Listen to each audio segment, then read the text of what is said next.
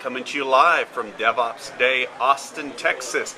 I'm here with Paul Reed. Paul, Hello. How are you? Good, how are you? Great. So, just quickly, what's your background? So my background's in release engineering. I've been a release engineer for 15 years, but then I started doing consulting about 3 or 4 years ago, and I've been doing that since. And then a lot of release engineering stuff became DevOpsy stuff, so that's how I kind of got roped into doing the DevOps, as they say.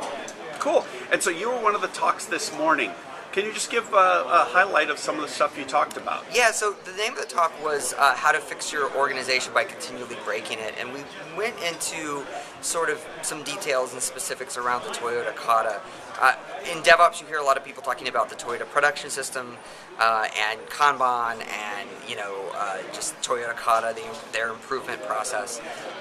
But it's odd because I think a lot of organizations that are just trying to get into DevOps, they sort of started the systems thinking, this whole silo concept you hear about, and they kind of get mind blown from that. Like, okay, that's a problem that we need to fix or address, and they spend a lot of time thinking about that. But there are really, 3 ways of DevOps.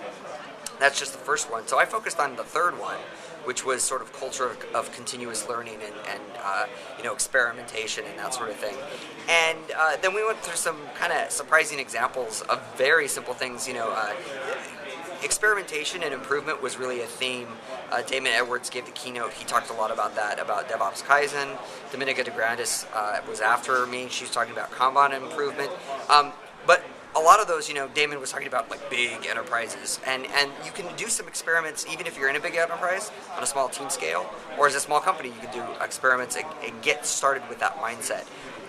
And it can be difficult to do that because one of the whole things about experiments, and Dominica talked a little bit about this too, is that it's supposed to make the pain visible, make the problem visible. So a lot of people are understandably a little, find that a little sketchy, a little hard to deal with. But yeah, so that's mostly what I talked about, was how to get started on that road and that journey, and how important it is actually to DevOps. We talk about continuous delivery, continuous integration. We've got the continuous part for a lot of things, but then we say continuous improvement, and we think, oh, that's some consulting speak or something like that. So Okay, and quickly, just to conclude with, where do you see this going in the future?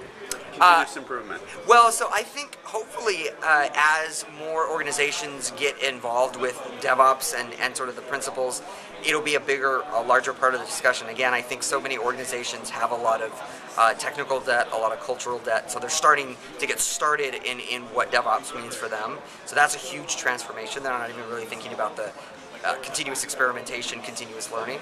So I'm hoping that we'll all keep talking about that part of it, how important it is, how the big companies we all look up to, like Netflix and Etsy, are that's a core part of their culture, and that becomes a larger part of DevOps for the DevOps discussion. Awesome. Yeah. Paul Reed, thank you so Yeah, much. Thank you.